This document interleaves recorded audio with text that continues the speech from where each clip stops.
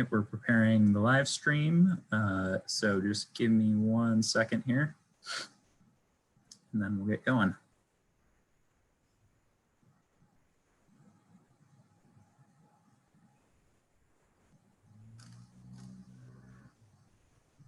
Mm-hmm.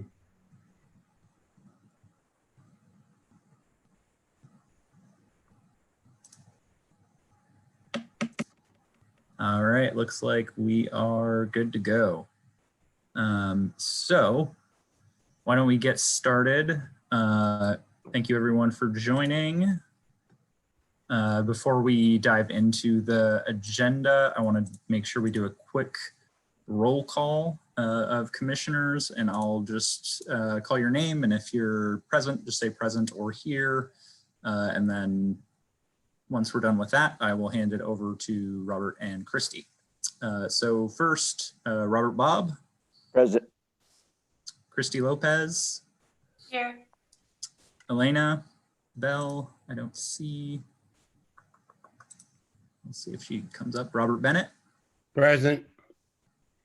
Kent Bass. Present. Samantha Davis. Present. Tina Front. Do not see. Pastor Delonte Golston. Don't believe he is on yet. Herb Gray. Here. Emily Gunston. Here. Ron Hampton. Here. LaShunda Hill. Here. Corwin Knight. Do not see. George Lambert. Here. Jeffrey Richardson. Present. Naike Savain. Here. Sultan Shakir. Here. Mignon Smith. Here. Patrice Sultan. Present. And Kurt Wondren. All right, we have a quorum. I am going to hand it over to you, Robert and Christy, and let you take over. Thank you and good evening, commissioners. I believe, Blaine, the first item on the agenda, can we pull up the agenda real quick? Yeah, let me share my screen here so that way folks can see it.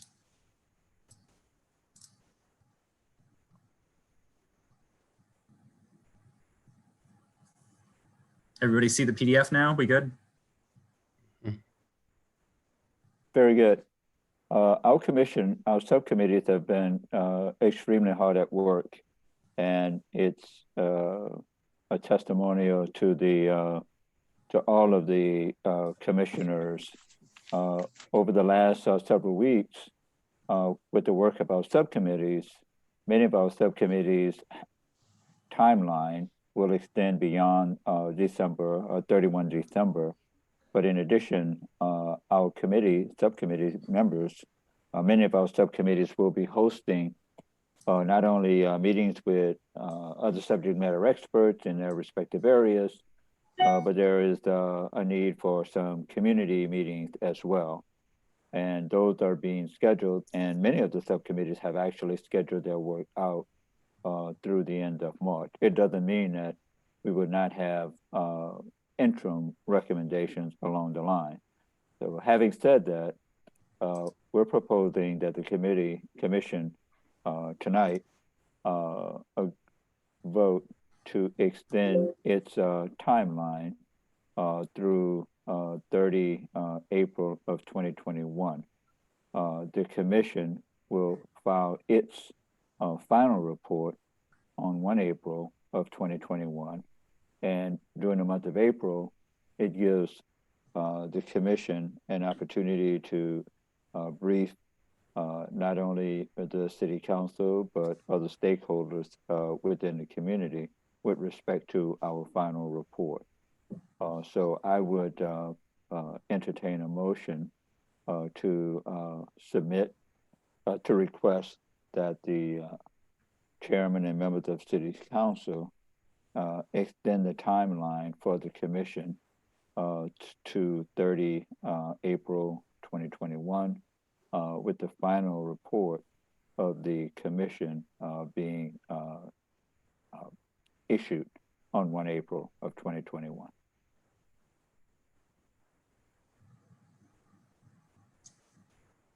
Mr. Co-Chair, I'd like to move. All right. And I'm happy to second.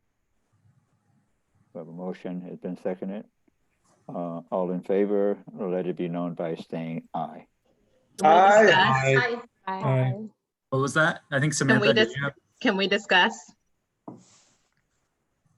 Yeah, I think. Can we it would discuss be- the motion? Yes, let's discuss. Yes, absolutely.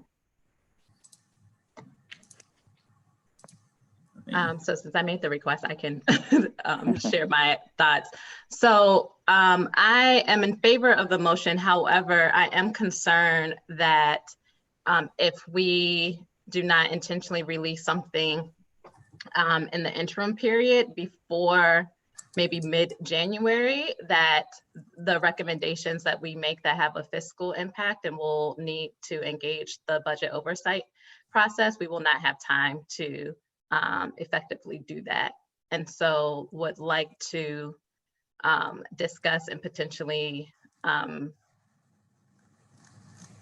a specific commitment for this commission to release a preliminary report of some sort or an interim report still by December 31st or potentially a slightly later date that has some initial recommendations that have a fiscal impact to the budget.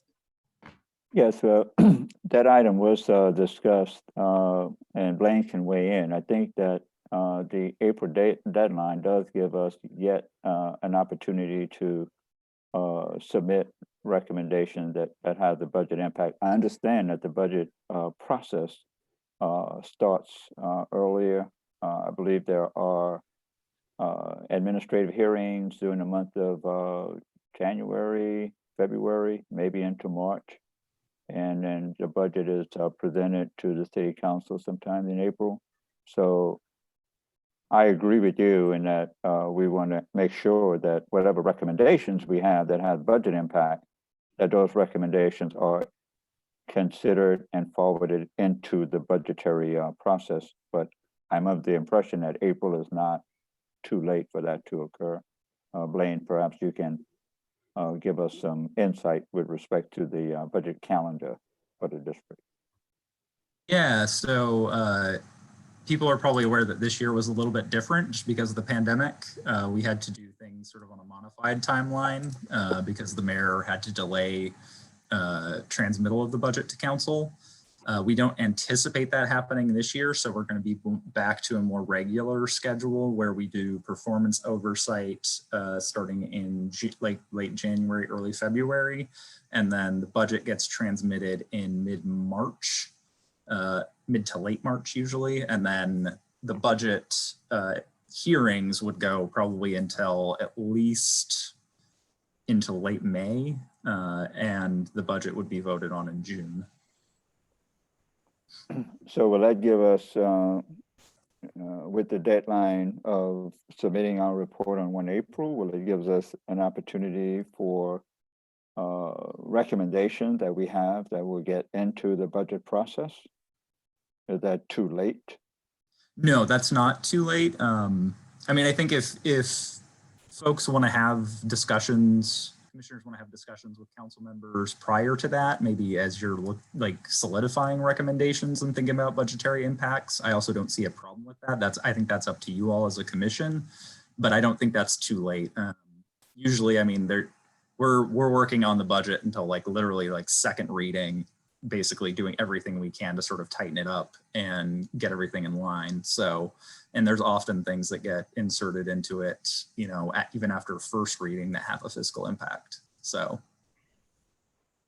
While that is true, also, I would say that the most effective way to get larger items in the budget is to make sure we're targeting the executive branch as well, which will release their report February or March. And so that is more so my concern. By the time it gets to the council makes very minimum tweaks in terms of overall percentages of the budget. And so I believe that there are some recommendations that committees could make prior to April that will put us in good footing to do some effective advocacy with both the council, but as well also the executive branch. And I know I'm not the only professional advocate on this call, so if others will weigh in on their thoughts in terms of what's most effective, that would be helpful.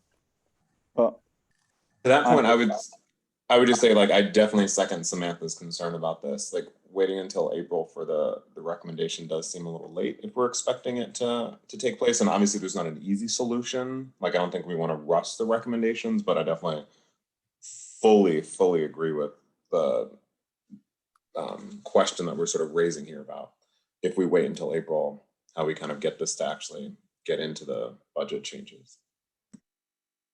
Can I step in for a moment? Can I ask a question or maybe have a proposal that might be helpful? If it seems to me that if our aim is to have the report released by April 1st, we'll have to have it, at least a rough draft of it ready, sometime earlier than that. And so it seems to me, in Samantha, you were saying that the mayor's budget, the executive branch budget, comes over in February, March. Would it be possible? Because I feel like if we were able to have, each committee should be able to have a draft of its recommendations and sort of its findings in February, and then we could, at that point, we would know like which of these have a fiscal impact and be in a position to decide then whether we needed to make some sort of interim, I don't know if it's a report or a statement, just sort of like, here's what we'll have the full thing later, but here's a potential fiscal impact that you might want to take into account.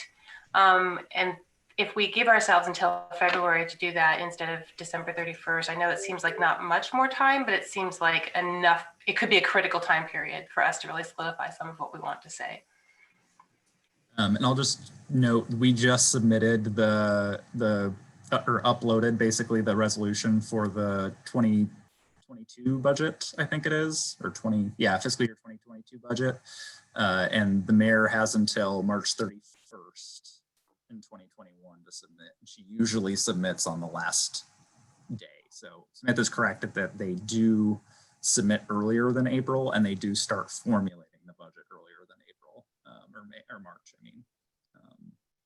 And they're probably already doing some of that, but.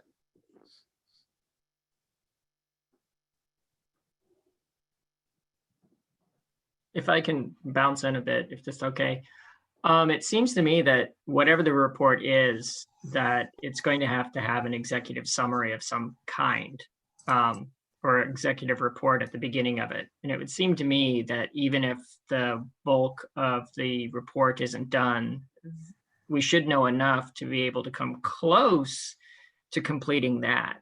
And maybe that's what could get communicated out with some of the bullet points of what we want, what the recommendations are that will be forthcoming with more detail on what needs to be in the budget.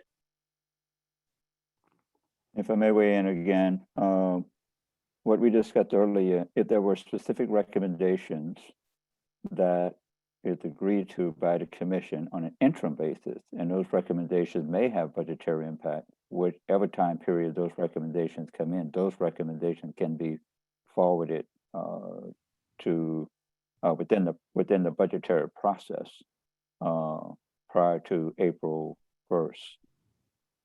So I'm okay with that, but my focus is on our final report, which is 1 April.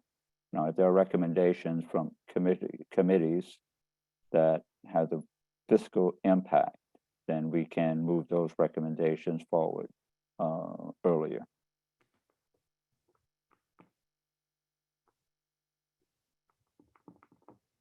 So if there's an amendment to the recommendation, then let's entertain an amendment to the initial recommendation that's on the floor.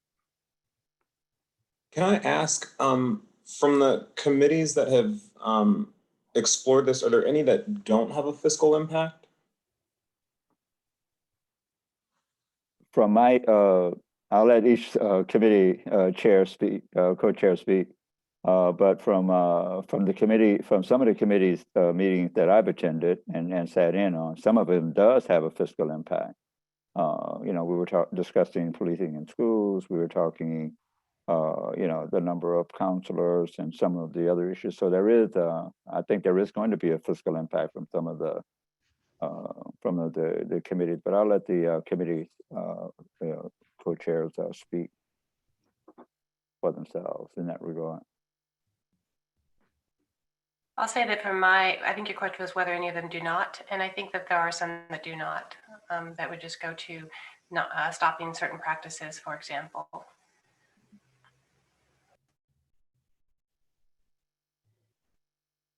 So why don't we do this? Why don't we vote on the motion that's on the floor, that our final report will be submitted 1 April.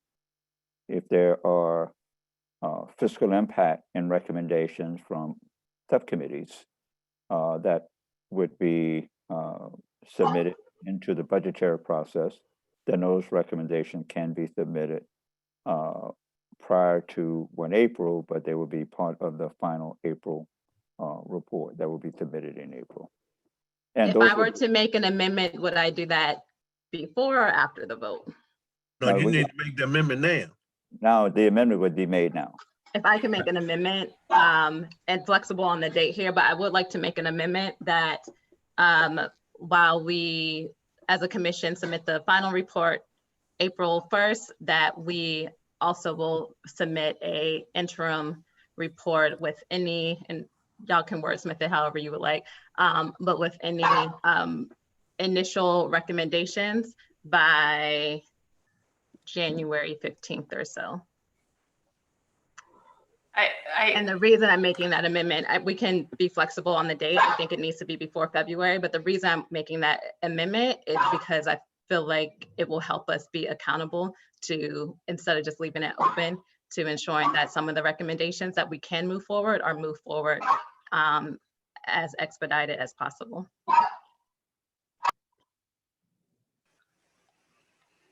So I'm not really, I don't know what the right date is to aim for. I definitely understand the concern about wanting to make sure that we don't miss out on important decisions that will impact whether there's any realistic chance of having particular recommendations adopted. I think it's important to recognize, to Sultan's point, that that many of the recommendations will have a fiscal impact. That does not mean do we need to make recommendations all of those before April 1. It is just where the committees decide that it's important to the efficacy or the likelihood that this get adopted, that be made by you know, at some earlier date, right? So I don't want the committees to think that they have to figure out what the fiscal impact is and decide earlier. That's right. The other thing is there may be other reasons why, you know, there may be something that occurs and we decide as a committee we have to get a report out earlier on a particular issue. We have to make a statement earlier on a particular issue. So I think any language should acknowledge that, right? That we certainly aren't promising that we won't say anything until April 1 or won't report on anything and won't make recommendations before then. That could change. And I think that was what we initially, we had language to that effect in the initial email. So I think that however we wordsmith the exact language, I think it would need to include both of those elements, that no committee is required to make any recommendations that have a fiscal impact before April 1.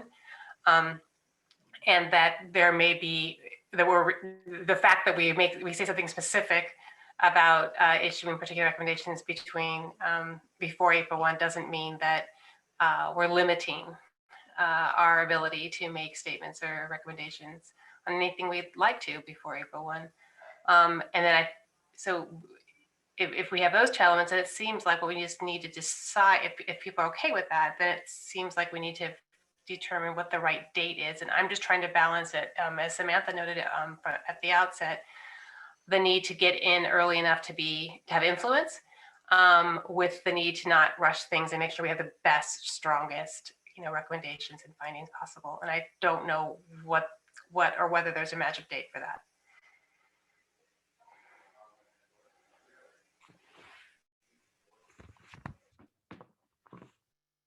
I'll go back to the initial recommendation that we submit our report 1 April. And that if there are subcommittees that have recommendations that could be advanced prior to, that those recommendations are advanced with the appropriate fiscal impact approved by the commission and moved into the, move those forward into the budgetary process, either the mayor's budget and or the city council's budget.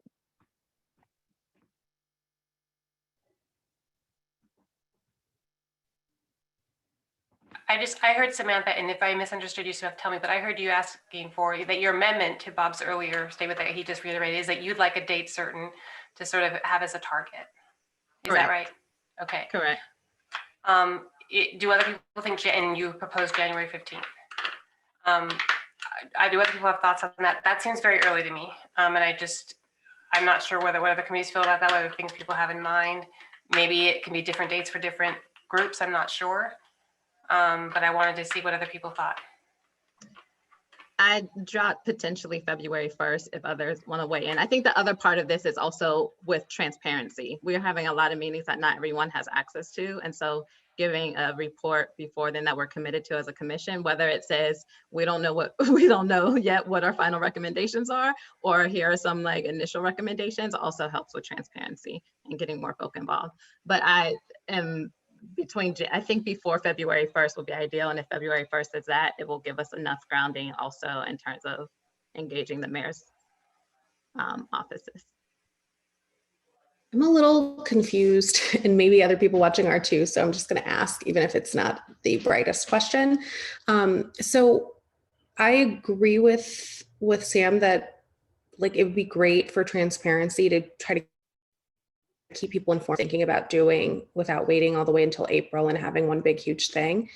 But it's never been my understanding that you only have one shot per year to introduce something that has a fiscal impact. And if it's not before the budget, then you can't introduce it. I mean, is always legislation coming out that's like even this late in the year that has a fiscal impact and it's still able to get passed. Like, what am I misunderstanding about the relevance of the budget deadline? I think it's folks, and Samantha, you can chime in, but my understanding for a lot of folks is just the urgency around some of the recommendations, and the fact that I think folks would like to see things probably included sooner rather than later. When you do legislation that's subject to appropriations, it can take a year, 2 years, or it depends on the legislation, of course, and how much support it has. But getting it legislation funded that's not funded or like through the budget cycle in the year that it's introduced is something that occurs, but it's also can be a heavy lift sometimes. So I think it just depends. Yes, I don't think there's an issue of transparency. We want to have a very transparent process, and thus far it has been. So I don't think there's an issue of transparency. The issue is whether or not there are specific recommendations from subcommittees that will have a fiscal impact, and what date should those reports be submitted such that it gets into either the budgetary process of the district, be it the mayor's budget or the city council's budget. It seems to me that the city council budget process starts sometime in April. The administration budget starts sometime prior to. And so we'll have the advocacy at either, or at least from my experience, the most significant advocacy is when the budget is in before the city council, where the city administration's process may be a more closed process, although it can be opened up. And so I'm agnostic on either the issue. And the issue, of course, is that if we want to have the recommendations for subcommittees that has a fiscal impact completed sooner, earlier, I'm okay with that. But our The part that feels most urgent to me is if we're making recommendations about reducing the Metropolitan Police Department's budget, I think that needs to happen by the deadline that Sam set. Like if there's some way to make sure that any recommendations that would be affecting the MPD budget, those probably need to be made before April. Yeah, so we can make the recommendation, but at the end of the day, it's whether or not those recommendations will be advanced into the budget process, be it the police department or any other district agency. And that our recommendations, I think, would be much more effective at the city council when the city council considers those recommendations. I mean, we can make recommendations into the, for example, into the police department's budget, but it doesn't mean that those recommendations are going to be advanced into the overall city budget process. That's my only point. But I'm okay with making recommendations that the committees have, vetted, analyzed, and making those recommendations available, forwarding those recommendations into the budgetary process of the city administrator, the mayor's budget, et cetera. So from the commission standpoint, we have a recommendation on the table to Commissioner Davis's recommendation that's on the table. So I don't know that it's been seconded, so it should be seconded. And then we can vote on that recommendation with a particular date, and then we can move forward with the commission meeting. I'll second Sam's motion. And what exactly is the motion we're voting on? The motion, as I understand it, and Commissioner Davis chime in, I want to make sure that we have it correct, that subcommittees will have recommendations that will have a fiscal impact, and that those recommendations would be advanced, be considered, voted upon, and advanced into the budgetary process of the city administration or the mayor's budget. And what we're discussing is the date certain. I would propose that that date is early March as opposed to February, which gives the commission members time to fully vet its recommendations. I know we have a series of community meetings we want to host. And so we would have the benefit of all of that information. And we want to make sure that whatever we recommend, that we've, which I know we will, that we've done the appropriate, the analysis for those budgetary recommendations. Okay. Well, should we vote? Yeah, I'm sorry, I just want to clarify one thing again, just so there's no confusion. The proposal on the table is that if the committees have recommendations that have a fiscal impact and they want to introduce them at that earlier date, they may. It is not a requirement that if you have recommendations and you think they might have a fiscal impact that you recommend them by that day. I just want to make that clear so people understand that.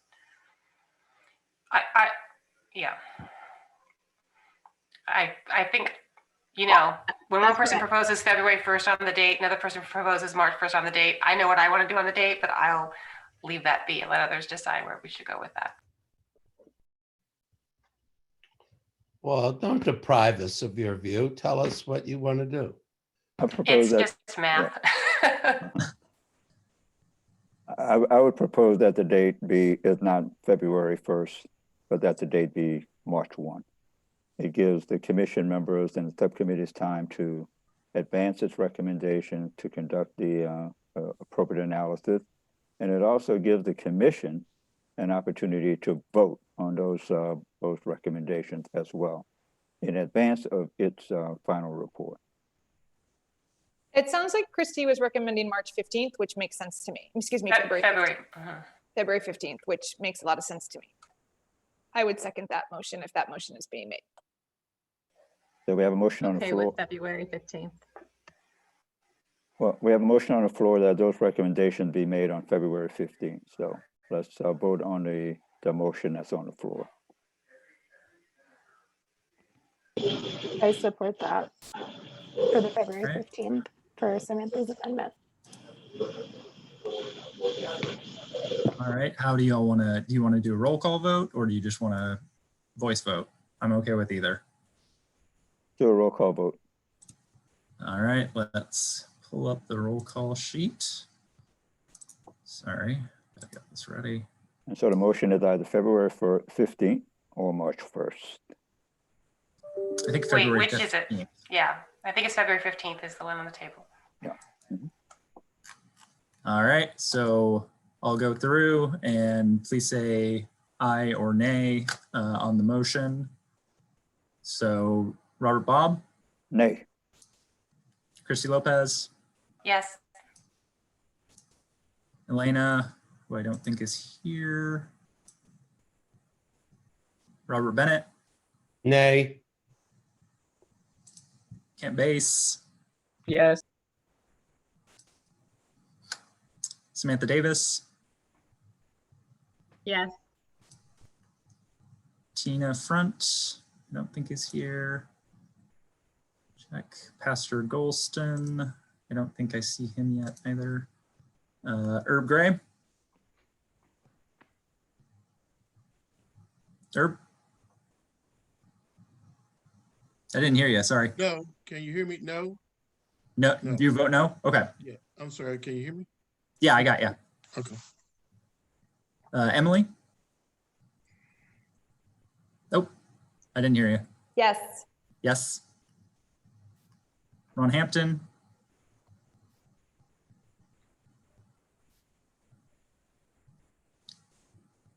Ron, are you there? Yeah, Blaine. Yes. Okay. Lashunda? Yes.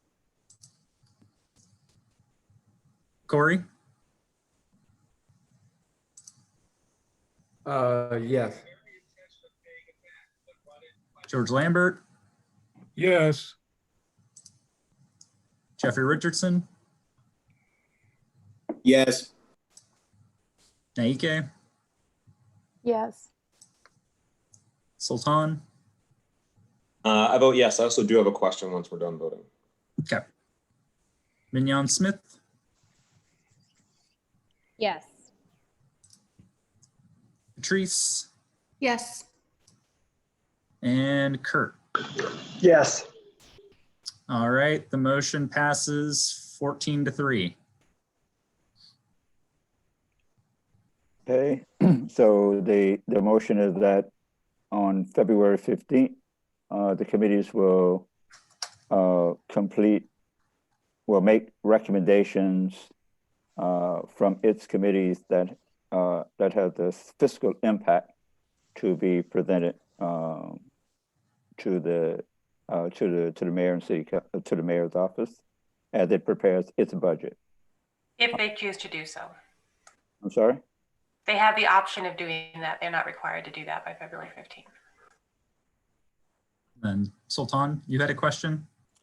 Yes, so two questions. One, just around process, and I don't know if we really need to get into this like on this call, but are the committees just empowered to vote by committee and then to send that stuff to the mayor and council themselves, or does that need to go to the full commission and then voted on again? So that's kind of one question. Separate question, which I'm also not sure we need to go into now, but I would love some clarity on, is what the commission's work is going to be to actually advocate for the recommendations that we come up with. Because as I'm sure most people know, simply putting something down on paper and sending it over to the executive or the council and like leaving it there is probably not going to be effective. And so what work are we actually going to do to get these recommendations implemented is kind of a question that I have.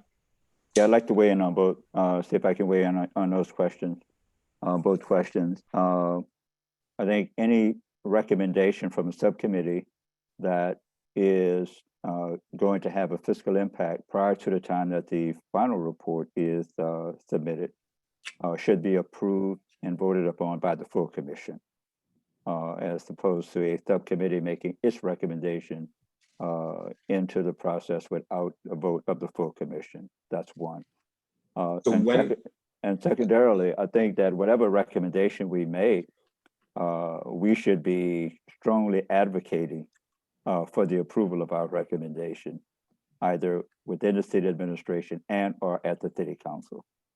We don't want to, and finally, we just want to have a report that just goes, we just submit a report And that's our final report. We need to be and strongly advocating for those things that we've approved as a commission, all 20 of us.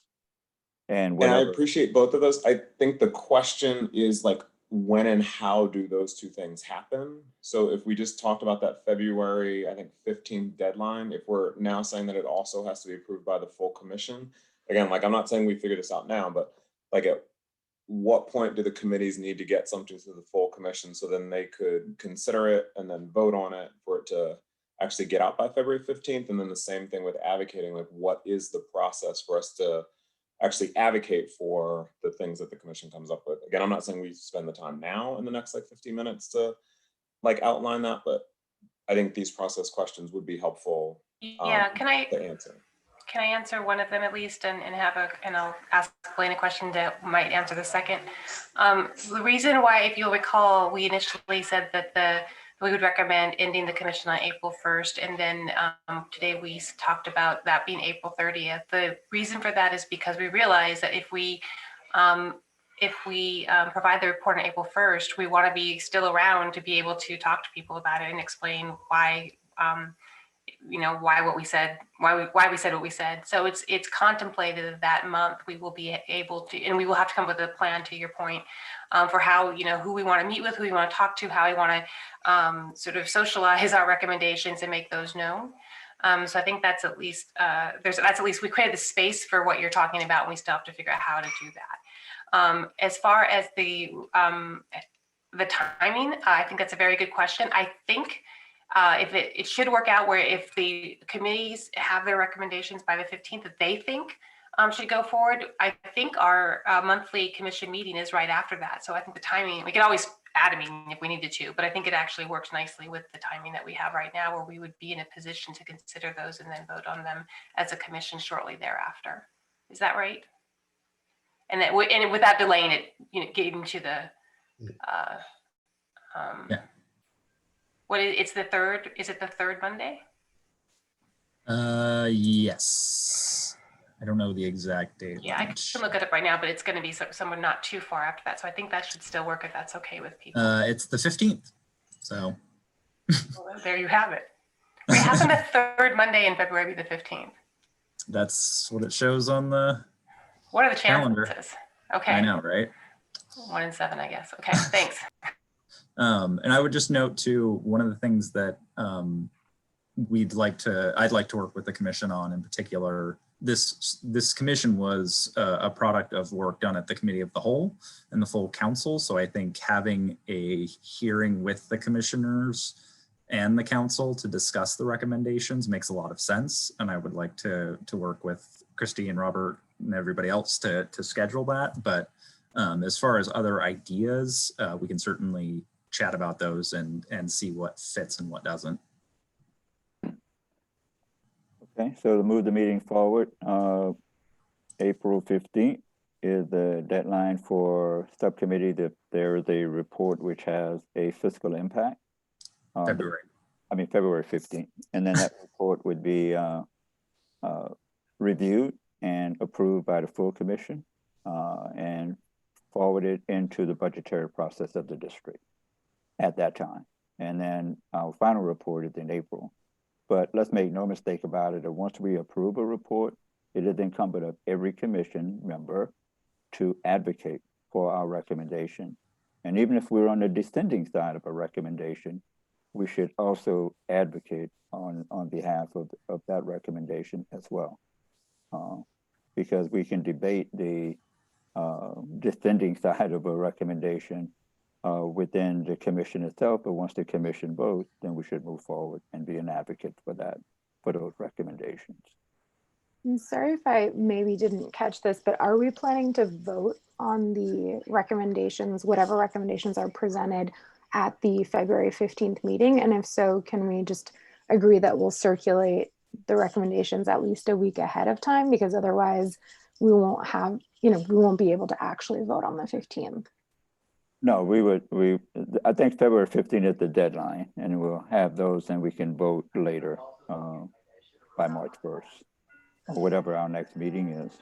Well, we only meet once a month as a full commission, which would mean that our next meeting would be mid-March, Right. which is basically right before our final report is due. So I think, and Samantha, correct me if I'm wrong, I think if the purpose of like having recommendations ahead of time is so that we don't allow things to sort of wait until April, then we should probably be prepared to vote at the February 15th meeting, which means we'd actually need to circulate recommendations maybe at least a week before to the rest of the commission to vote. I think that's 2 weeks before. Yeah, I think that's right. I'm not sure the exact time, but absolutely, we will need to have time for all the commissioners to feel that they're educated on the recommendations being made by particular committees. Whether that's 1 week or 2 might depend on the number and nature of the recommendations. We can figure that out as we get closer. And so let's build that in. The committees should be thinking about that, building that time. Also remember, this is a self-imposed deadline. So if it turns out that you have something, if you feel it's really important to get in and have it voted on by February 15th, by all means, let's do that. But if it turns out, no, you need a few more weeks, we can vote on it in March and it could still be in time, right? So it's not that every committee has to do things the exact same way, but I do think it's important to Naike's point that before we ask the commission to vote on recommendations, we need a lot of time to make sure, because the committees, remember, you're immersed in this stuff, you know it, but we need time to make sure that all the commission members from all the different committees understand and feel comfortable with what they're being asked to vote on. Whether it's 1 week or 2, again, it may depend on the number of recommendations like this we have and the nature of them, but we should definitely be mindful of that as we're moving forward, and people should be maybe keeping Bethany and others at Impact Justice apprised of what they expect might go forward, so that we can make sure we have a good sense of the totality of recommendations that we might be talking about. Does that make sense to everyone? Mhm. Okay. Could I get a clarification of something that Commissioner Bob said? What if at the end of the process, before we send the recommendations, one or more commissioners disagree and have not been convinced to the contrary? How do they express that? Are they supposed to not express that and just go along with the vote, or what? I think early on in our commission, we said that there may be some descending recommendation to the final recommendation. Then we want to make sure that those descending recommendations are part of the final report or the report of the commission, so that the council and the public will have the benefit of the commission's recommendation. Then any member of the commission that has a descending view pursuant to those recommendations, those would be an appendix or part of the final report as well. Are there any other further discussion on this item? If not, A question. All right. So then for sort of going to Robert's point, for recommendations to come out of committees, it doesn't have to be unanimous. Is it a simple majority? Is it some sort of super majority? Sort of what are we looking at to make the recommendations, to bring the recommendations to the full commission? it doesn't have to be a majority out of the committees themselves, but if it had, to advance to the full commission, it should be a majority vote of the committees. And then if they're the descending parties will have an opportunity to have its voices and its comments made as well. We left that up to the committees themselves. Okay. Obviously, like a simple majority would be like absolutely necessary, but if committees want to do consensus voting and things like that, I think that's up to the individual committees.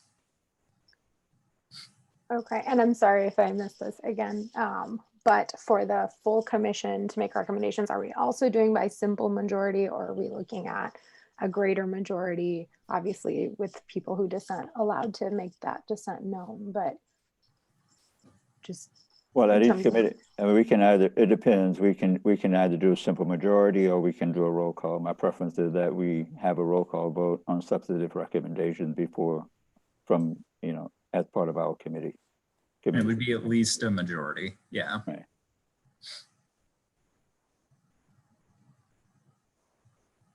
Can we move forward to the next item on the agenda?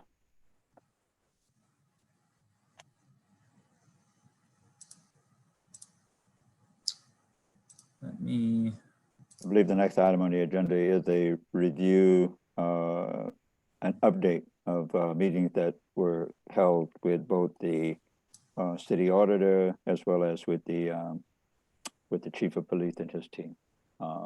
Christie. Oh, you're muted, Christy. Sorry, I lost my agenda. I didn't see it on screen. That's, but I'm happy to talk about that. That's where we are.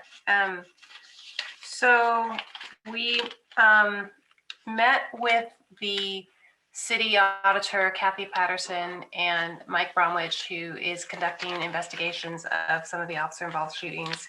And we wanted an update on the Dion K investigation, and we also wanted to talk about the Karan Hilton investigation. And the city auditor and Mike Bromwich told us that they will be conducting an independent investigation of the Karan Hilton death. And they will be doing that along with the investigation of the Dion K death in order that those two investigations do not delay the publishing of their investigations of the 4 deaths they were already investigating. They're going to release apparently that report first and not hold it up while they're conducting these other 2 investigations. So I mentioned only because if you see the report come out about those 4 investigations, it's not that they're not doing the other 2. They're just, and they may make that clear and obvious, but in case not, they are doing the other 2. They did request that we inquire about adding someone who is a member of the Washington, D.C. community that they can retain to assist them with their investigation, just in terms of providing sort of those fresh eyes and a perspective that they recognize that they may not have. So if you have ideas about that, please feel free to contact. I think we decided Bethany would be taking that information if people are interested, if you know people who might be interested. The other update, I think that's the only updates from the investigative, from meeting with the independent auditor. The other update is that we did meet with Chief Newsham, and he provided us a letter that he wanted us to share with the commission that we will email to all of you. We'll just forward it to you, and we will also put it on the webpage for the commission. It's just a letter that outlines some of the data that some of it was data that he has related to us early, or I think all of it is publicly available data regarding stops and searches and uses of force and things of that nature. So we will definitely circulate that. It's just information he wanted to the chief wanted to make sure that the commissioners have. I believe that's it for those updates. So Christy, I want to raise a question. With regard to the timelines for the investigation release of that information, again, the decision that we just made in terms of when we want to do our final recommendation, will we have this back in time? Will they meet our timelines, or are they going to go beyond our timelines? I think we may want to make some comments on the process. I'm sorry. Well, I think 2 things. I don't know the answer to your question in terms of when they will be releasing their investigations. Obviously, the longer our report that it takes to come out, the more likely we'll have the benefit of their published investigation.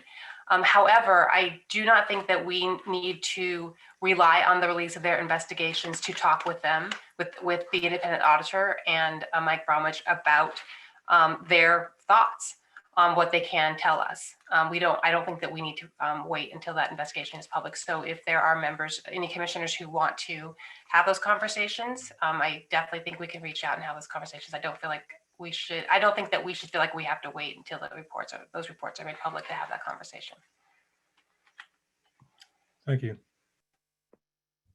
I would like to echo the request from the city's auditor and her investigator that if there are members of the community and we have recommendations with respect to adding a community member to the investigation, I think that's a very good recommendation. So if you know of individuals within the community whom you can recommend to be part of the investigative team,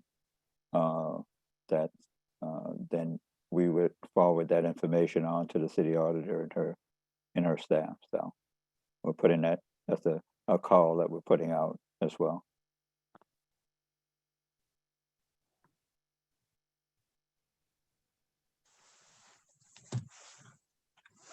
Were there any other questions or comments on that before we move on to the next item? Not hearing any.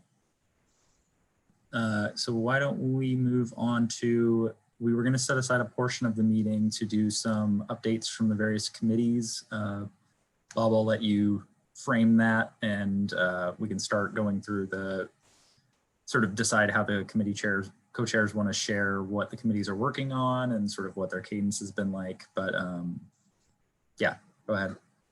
Well, we let each committee,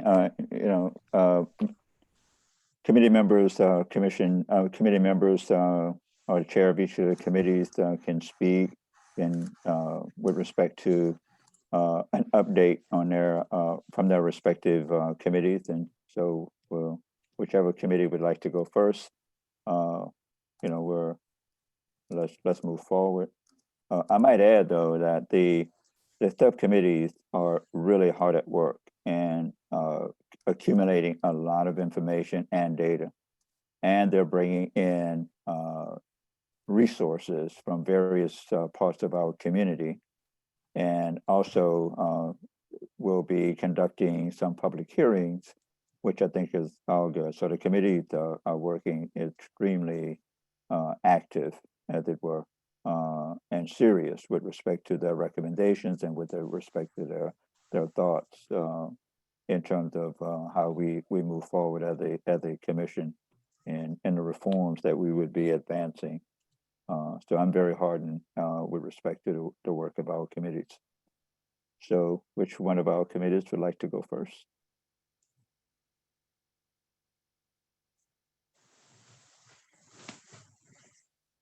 Ms. Hill, Commissioner Hill, would you like to kick off, give an update?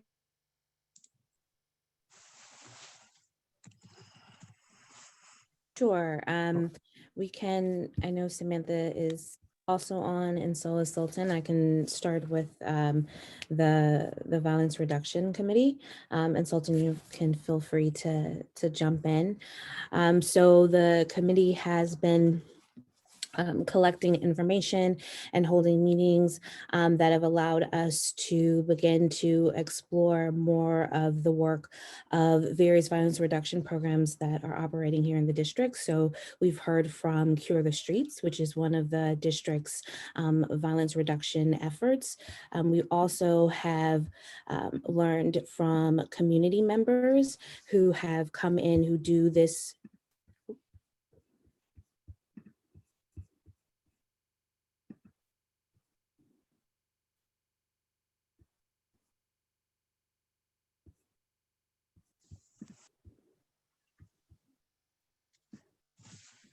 Sorry, can y'all still hear me? Yeah. Okay, sorry. You can still hear me? Yes. Okay, sorry about that. We also had a presentation from the ONE's office where they shared with us the violence reduction work that they're doing through the Pathways program, through their violence interrupters that are in the community. We also have part of the work and conversations that we've had so far have also highlighted the importance of hearing as much as possible from those who are closest to the work in communities, in neighborhoods, who are doing the frontline violence interruption work and have firsthand understanding of what this work looks like across the district and across wards. And so in one of our most recent meetings in November, one of our committee members Commissioner Knight assembled a panel of guests that included reentry workers, community organizers, and violence interrupters to share with us their direct experience in this work. And moving forward, we have scheduled some future meetings and talk through what the content will be for those meetings, which will include bringing in experts both from DC and also nationally who can speak to how violence operates and how we can use a public health model to address when violence happens in the district.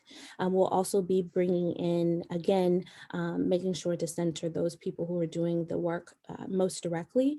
We'll also be bringing in experts from DC to talk about different forms of violence, including domestic violence, gendered violence, violence that's experienced by immigrant communities, as we're developing our recommendations. Sultan, I know that you're on as well. Is there anything that you'd like to add? No, but thank you. Thanks a lot. Sorry about that, y'all. My internet is kind of weird, so I thought it had cut out there for a minute. But I'll open it up to any questions about that, if anyone has any.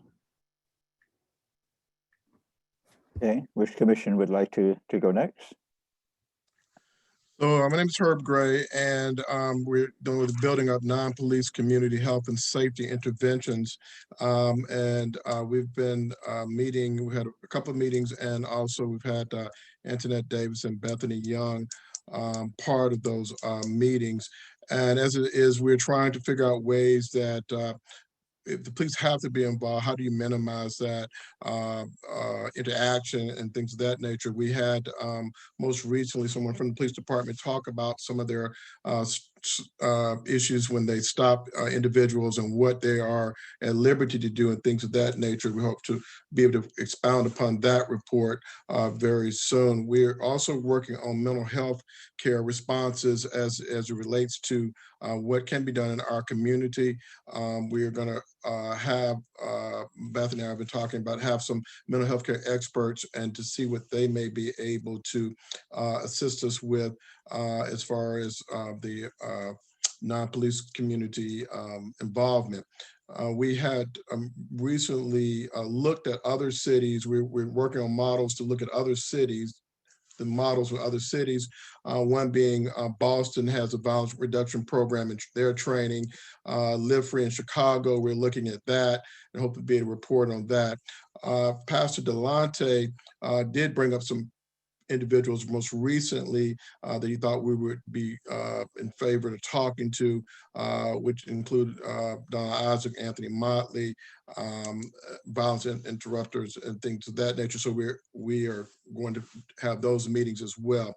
Most of our meetings will take place on Thursday evening at 5:30. That's a time change. So those who would like to know when we meet, that will be those days. And then Bethany and I are meeting with Councilmember Allen this week, Thursday, to talk about some things along the lines that we're working on and try to get a better understanding on some of the things that the city of Washington is doing to curb, police interventions when we deal with the citizens there. Thank you, Commissioner Gray. Next committee. Who would like to go next? I can go next. So I lead the Accountability and Oversight Committee with Pastor Delonte. We've met a few times since the last full commission meeting. We were able to hear directly from the director of the Office of Police Complaints, Michael Tobin, who spoke to us about how that office works and the kinds of complaints that they receive, what they're able to do with those complaints, and sort of the limits of their authority at OPC. He also was able to talk to us about different models in other cities where the community has a lot more oversight than we do here in DC. One of the models that we spoke a little bit longer about was in Wisconsin, where there's almost like full community oversight over the police department, including hiring and firing and training. So that's something that we're looking into, like what level of community oversight that this committee would want to recommend. We've also heard we've made plans for Director Ben Heyman to come and speak to the committee, I believe this Thursday. We also have 2 listening sessions that were scheduled, one in December, one in January, so that we can hear directly from members of the public. We originally had scheduled to hear from members of the public the first week of November, which turned out to be a bad week to try to get people together. So we moved that. But we do want to make sure that we have as many opportunities to listen into the public as possible. We discussed the possibility of trying to actually have a joint meeting with the committee that's looking at police practices, because the experiences that people are having with MPD on the ground lead into, police accountability and oversight on the back end. So we were hoping to hear from, the same people about what they're experiencing on the ground and then what's happening after whatever interaction they had with the police. So that, like I said, we're hoping to at least have 2 opportunities now that we'll be potentially moving into April. That might give us even more of a chance to hear from people. We're also trying to extend an invitation to internal affairs as well as organizations that work on the ground with affected members of the community here in DC. So organizations like PDS and some of the advocacy organizations that are, with activists on the ground. So hopefully we'll have some contacts there. And we also have Florence Finkel, who's joined our Impact Justice team, and she's a subject matter expert. And she's been really helpful with making sure that we have really targeted questions and really thoughtful background before we're asking questions. So she's had a lot of experience with police accountability in other parts of the country. And so we're really glad to welcome her along with our other Impact Justice staff. Thank you. Next commission. This is Kurt Vondran for the Committee on Reforms of MPD Practices. Just several things. Like the other committees, we've had several meetings that have been very productive. We've also met with Bethany Young and Impact Justice, which of course has been a great resource and help to us achieving our goals. What I think the first step forward our committee made is assigning different topics to members of our committee who have taken the lead. Topics including, I have to check my notes here, use of force, recruitment, training of police officers, and review of the emergency legislation. We will be having a meeting tomorrow evening. Of course, the public and other members of the commission are invited to participate in that meeting tomorrow night. At that meeting, we are having Officer Evan Douglas of the Metropolitan Police Department, who has a background in particularly our ideas and thoughts of minority recruitment and local DC recruitment and retention in the MPD. And then we'll have a series of other meetings. I don't want to, some of them have not confirmed, so I don't want to get into exactly the speakers at those meetings, but I think they'll be fruitful and useful. And just lastly, of course, and then our co-chair, Patrice Sultan, of course, has done a great job at what is always the problem with community organizations of herding the cats to keep us all organized. So we're grateful to her. So those are the major accomplishments so far. Thank you. And our final committee? So for policing in schools and youth policing more broadly, we have been meeting on a weekly basis. We meet every Wednesday at 6:30 p.m. Is that right? Every Wednesday at 6:30 p.m. And thank you to all of the commissioners who are a part of that committee and the co-chair, LaShonda. We have heard from Advancement Project, national experts in youth policing. We have heard from young people. Just last week, we had a youth panel to hear directly from young people and their experiences with policing, particularly in schools. We have also heard from SHAPE, the president of SHAPE, Senior High Alliance of Parents, Principals, and Educators, in our effort to hear from all stakeholders impacted by policing young folk. We will, on Wednesday, we would like to extend an invitation to all commissioners to join our subcommittee meeting. We have invited Professor Chris Henning from Georgetown, who will be talking about youth policing more broadly, the impact of youth policing, the trauma of the normalization of policing, both in schools and in community. And so we know that she is going to be giving a lot of data and sharing a lot of knowledge that is going to cross over various committees. So you will receive some information about that later this week, but that is this Wednesday at 6:30, and she will be preparing about a 45-minute, hour-long presentation for us all to engage in. Other than that, we are in conversations about working with folk in the community to hold listening sessions, again, trying to bring as many stakeholders to the table and centering young folk in those conversations. LaShonda or other members of the committee, is there anything you would like to add? Great, thank you. I just might want to add one comment. We did hear from your committee with respect to some very impressive young students. And I think from the last committee, we want to expand that listening session to hear from youth from different parts of the community as well.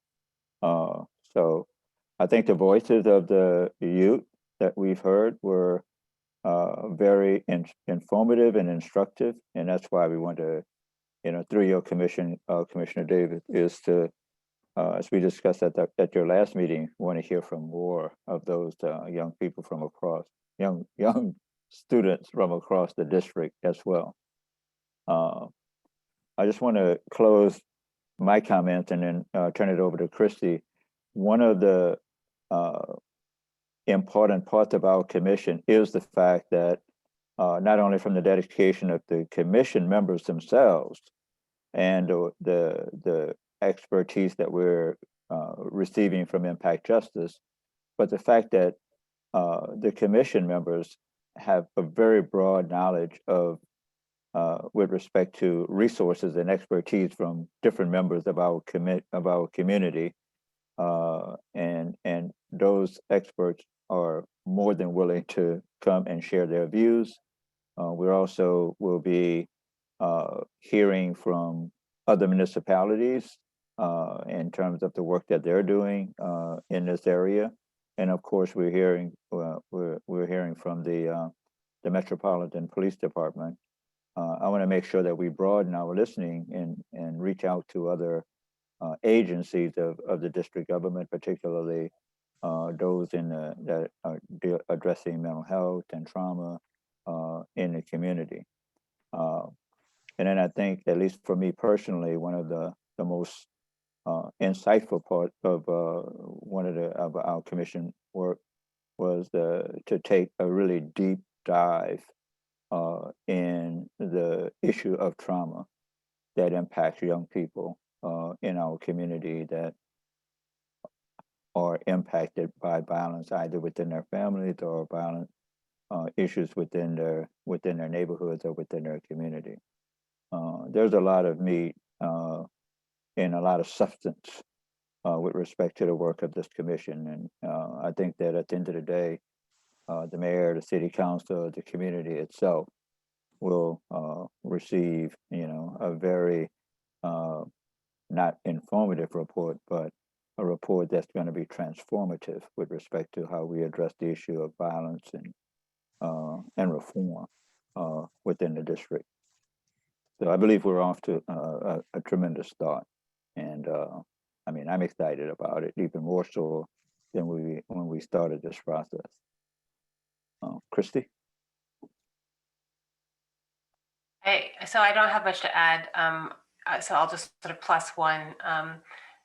Bob's excitement about this committee. I feel very impressed and inspired by all the work that all of you are doing, by your knowledge, by your continued dedication to this work, by the breadth of experience, by the wisdom you bring to this. So I feel very grateful for that on behalf of the people of the district. And it just feels good to be part of something like this. I also want to thank Impact Justice for their work. I think many people noted how helpful they've been. And I think we all really, I really appreciate that. And I think everyone really appreciates that, their assistance. So thank you so much. We know it's tough jumping in a project like this and trying to catch up with all these different committees. And we really appreciate everything that you're doing. So yeah, I do not have anything beyond that except to say thank you all. And I've been really closely following all the work that everyone's been doing and really enjoying it and really impressed, and just keep up the work because I agree with Bob that we have the opportunity to do something transformative. And now is the moment to do that. And we have the people together to do that. So let's do that. And that's all I have. The only other item we had on the agenda was next steps. I don't know if there are any to speak of at the moment. There can also, if anybody has any miscellaneous items that they want to mention really quick too, now would be a good time for that. Planning Commission, I'd just like a reminder. I think the a recommendation from members of the community that can add or make a recommendation of individuals who may want to serve with the city auditor and her team with respect to the evaluations that they're doing, with respect to the the unfortunate deaths that occurred between the police and the community.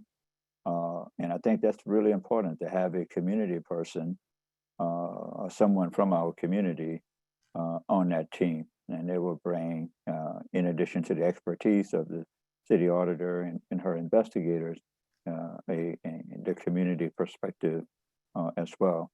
So if there's anyone that you all can recommend, please forward that information. Blaine, could you be the repository of that, of those resumes, or so that we can forward that information? I think Bethany we had talked to, but we'll definitely work together to make sure that happens. Yeah. So let's not let that moment go by. And I know that you all have, deep roots in the community and individuals with whom you can recommend, and I think that's good. And I think I see something in the chat really quick that I want to give a shout out to that I think Samantha posted. I can't see the full name, but I assume is Every Student Every Day Coalition is hosting a listening session on youth policing on December 17th at 5 p.m. And they have extended an invitation for everyone on the commission to attend. So Samantha, should I follow up with you with any information so I can send it out to folks? Yeah, that works. Okay, perfect. Anybody have anything else for the good of the order? If not, then I move that we adjourn.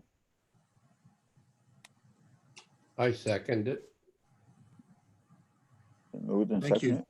I move that we wave goodbye as we leave because it's so sad that this is the only our only form of contact and communication is through these little screens. It's really nice to see all of you again, even on these tiny little screens. Take care. Thank you, everyone. Okay. Bye-bye. Bye. Bye.